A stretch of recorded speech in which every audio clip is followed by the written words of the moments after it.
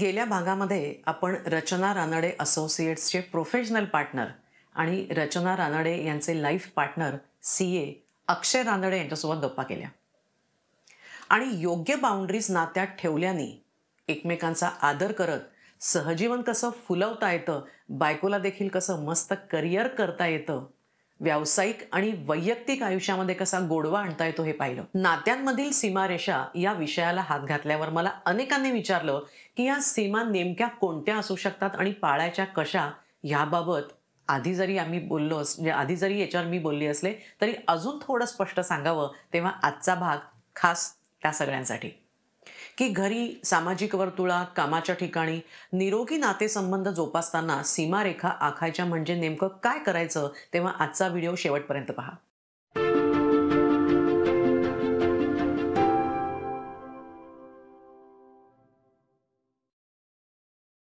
नमस्कार. सायकोलॉजी संडेजमध्ये मी डॉक्टर अनुराधा हरकरे. मी एक काउन्सिलर आणि सायकोलॉजिस्ट आहे आणि माझ्यासोबत संपर्क साधायचा असेल तर डिस्क्रिप्शन बॉक्समध्ये लिंक दिली आहे. निरोगी सीमा, हेल्दी बाउंड्रीज म्हणजे तुम्ही तुमचा वेळ, भावना, शरीर, मानसिक आरोग्याबद्दल कणखर आणि समाधानी राहण्यासाठी घातलेलं बंधन. इतरांच्या आणि स्वतःच्या वागण्याची, भावनांची व्याप्ती आणि मर्यादा म्हणजे स्कोप आणि लिमिटेशन्स याची जाणीव, ज्यामुळे आपल्याला कोणी गृहीत धरल्यापासून आणि त्यामुळे येणाऱ्या मानसिक थकव्यापासून आपण स्वतःला वाचवू शकतो किंवा थांबवू शकतो. मग कोणकोणत्या क्षेत्रामध्ये अशी आपण स्वतःसाठी ठाम भूमिका घेऊ शकतो? तर आपली मानसिक भावनिक स्थिती, आपला वेळ, वैयक्तिक, आर्थिक, लैंगिक सीमांपासून नैतिक मूल्य, सोशल मीडिया, भौतिक साधनं आणि अगदी इतरांसाठी काही करण्याची इच्छा किंवा ऊर्जा यात देखील आपण सीमा स्पष्ट ठेवू शकतो. कारण कुटुंब, मित्रपरिवार, जोडीदार, सहकारी, नातेवाईक किंवा अनोळखी व्यक्तींसोबत सुद्धा स्वतःसाठी ठाम भूमिका घेणं आवश्यक असतं. आता म्हणजे अर्थात रोजच्या वागण्या बोलण्यामध्ये आपण कशाची परवानगी आहे, कशाची नाही, ट्रेसपासर्स नॉट अलाउड किंवा अतिक्रमण करणाऱ्यांना परवानगी नाही अशी काही पाटी लावलेली नसते. पण मग ते अत्यंत नम्रपणे इतरांना न दुखावता आपल्याला कोणत्या गोष्टींना हरकत आहे आणि कोणत्या नाही, आपण काय करू शकतो, काय नाही हे संवादातूनच सांगावं लागेल. कारण जर ते सांगितलं नाही, समोरच्यापर्यंत पोचवलं नाही तर मनामध्ये राग, विचारात कडवटपणा, वागण्यात धुसफूस आणि नात्यात दुरावा. पण थांबवावं लागेल ना हे कधीतरी.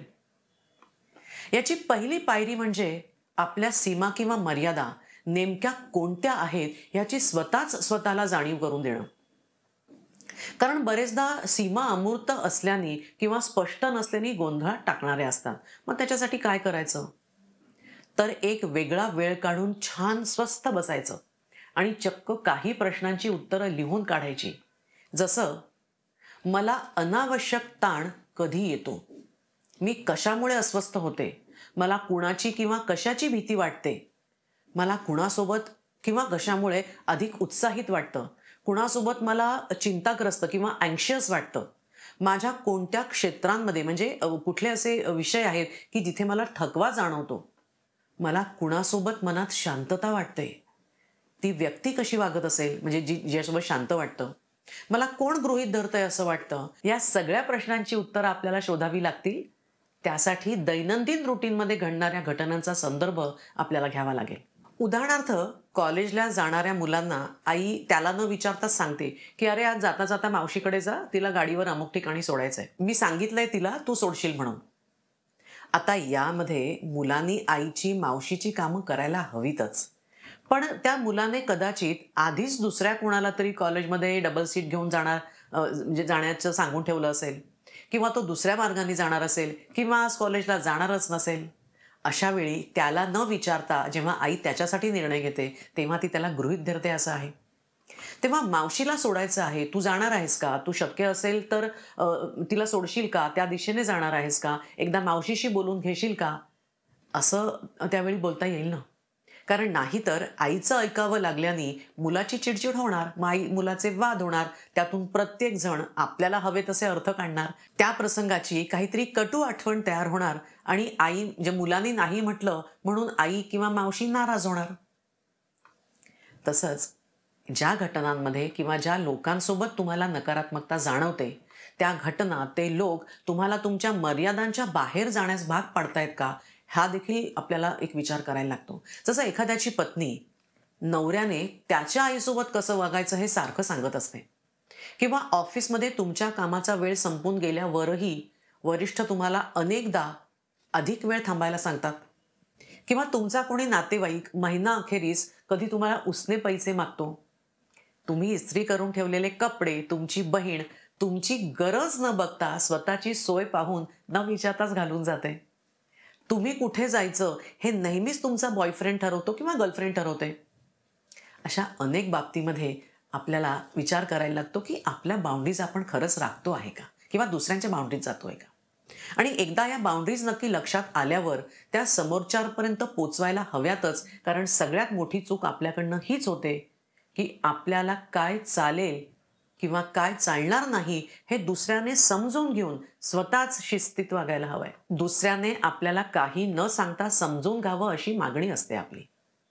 लोक काही माइंड रीडर्स नसतात. दुसरी व्यक्ती ही काही मन वाचू शकत नसते.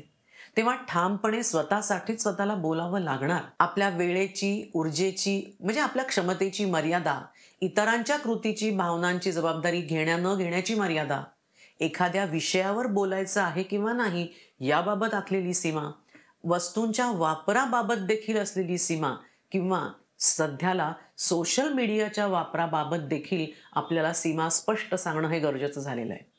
आणि एकदा का तुमच्या विचारांबाबतची स्पष्टता इतरांना आली की हळूहळू त्यांचंही वागणं बदलतं आणि नकळत तुमचा आदर केला जातो. त्यासाठी नाही म्हणता आलं पाहिजे. नाही हा एक शब्द म्हणजे पूर्ण वाक्य आहे हे लक्षात ठेवायला पाहिजे. मग आता आपली बाजू कशी मांडता येईल? उदाहरणार्थ, मी तुझी केवळ 10 मिनिट वाट पाहीन, त्यापेक्षा अधिक वेळ झाला तर मी पुढे जाईल. घरी काही सदस्यांनी तयार होण्यासाठी वेळ घेतल्याने महत्त्वाच्या प्रसंगांना उशिरा पोचल्याचा अनुभव अनेकांनी घेतला असेल. त्यावेळेला आपल्याला स्पष्ट सांगता आलं पाहिजे. किंवा मला आवडलं असतं तुला मदत करायला, पण आता खरंच शक्ती नाही आहे माझ्यात, हे काम आपण उद्या केलं तर चालेल का? या विषयावर बोलणं मला पसंत नसल्याने मी तुमच्या संभाषणात भाग घेणार नाही, पण तुम्हाला चर्चा करायची असल्यास तुम्ही करू शकता, मी ऐकेन. आपण एकत्र म्हणजे ग्रुप फोटो काढायला काहीही हरकत नाही, पण तो परस्पर इतरांच्या मित्रांच्या किंवा नातेवाईकांच्या ग्रुपवर टाकलेला मला चालणार नाही, म्हणजे मला आवडणार नाही. अशा पद्धतीने आपल्याला काय हवं काय नको हे आपल्याला सांगता आलं पाहिजे, अर्थात नम्रपणेच. तसंच जोडीदारांमध्ये लैंगिक संबंधात एखाद्या व्यक्तीचा इच्छेचा आदर होणंही तितकंच आवश्यक आहे. म्हणजे जोडीदाराने शारीरिक संबंधांची मागणी केली तर दुसऱ्याच्या शारीरिक आणि मानसिक सहभागाची इच्छा आणि मर्यादा याबाबत विचार त्या दुसऱ्याही जोडीदाराला करणं गरजेचं आहे. नाहीतर मनासोबत त्या दुसऱ्या व्यक्तीच्या शरीराला देखील गृहीत धरलं जातं. कदाचित सुरुवातीला अवघड वाटेल हे असं स्पष्ट बोलणं, पण एकदा त्याचे आपल्याला फायदे लक्षात आले की त्या व्यक्तीचा, ज्याला नाही म्हणता येतं किंवा स्वतःबद्दल बोलता येतं, त्या व्यक्तीचा आत्मविश्वास वाढतो, वाद आणि गैरसमज टाळता येतात आणि नातं सुदृढ व्हायला मदत होते. पण अर्थात आपण विरोध करताना विरोधाला विरोध तर करत नाही ना, हेही पडताळून पाहायला पाहिजेच आहे आपल्या मनासोबत. म्हणजे नाही म्हणताना त्याची कारणं ही योग्य आणि निर्मळ असायला हवीत. दुसऱ्याला धडा शिकवायचा आहे, त्याला कमी लेखायचा आहे, त्याचा अपमान करायचा आहे, किंवा त्याला दाखवूनच द्यायचं आहे की माझं पण काहीतरी आहे, असे उद्देश जर असतील तर त्या नात्याच्या मुळावरच प्रश्नचिन्ह ठेवायला हवंय. म्हणूनच आपली मर्यादा आपण कशी व्यक्त करतो याकडे लक्ष असणं अत्यंत गरजेचं आहे. स्पष्ट वक्तेपणा म्हणजे फटकळपणा नाही. शब्द, भाषा, स्वर, देहबोली ह्या सर्व गोष्टी आपल्याला म्हणजे दुसऱ्यापर्यंत बिटवीन द लाईन्स खूप काही पोचवत असतात, याचंही भान ठेवायला हवंय. सुरुवातीला जाणीवपूर्वक विचार करून बोलावं लागेल, पण एकदा का ते अंगवळणी पडलं की सवय होते आपल्याला आणि आपली इतरांना सुद्धा. अर्थात काही जणांना स्वतःसाठी बोलणं हे स्वार्थी वाटू शकतं, पण स्वतःची काळजी घेणं म्हणजे स्वतःचा आत्मसन्मान जपणं, आदर करणं आणि स्वतःसाठी स्वतःच्याच पाठीशी उभं राहणं, जे आत्मविश्वास, भावनिक बुद्धिमत्ता आणि भावनिक स्थिरता यांच्यासोबत निगडीत आहे. साहजिकच ह्या अशा वागण्याचा चांगला परिणाम आपल्या मानसिक शांततेवर होतो. कारण आपलंच मन जर अशांत असेल तर आपण इतरांनाही अशांतताच पोचवणार ना. म्हणजे आपल्यापाशी जे आहे आपण तेच इतरांना देतो. म्हणजे तुमचं मन जर कोरडं असेल तर तुम्ही लोकांना कसा ओलावा देणार. तेव्हा आपलं मन स्वतःसाठी स्वतःच्या आयुष्याबाबत समाधानाने आपण भरायला हवंय, कारण तरच आपल्याला इतरांपर्यंत समाधान वाटता येईल. पण माझं म्हणणं तुम्हाला पटतंय का? पटलं असेल, आवडलं असेल तर हा व्हिडिओ शेअर करा. सबस्क्राईब केलं नसेल चॅनेल तर लगेच सबस्क्राईब करा आणि सगळे व्हिडिओ बघा. भेटूया पुढच्या भागात. So stay tuned and thanks for watching.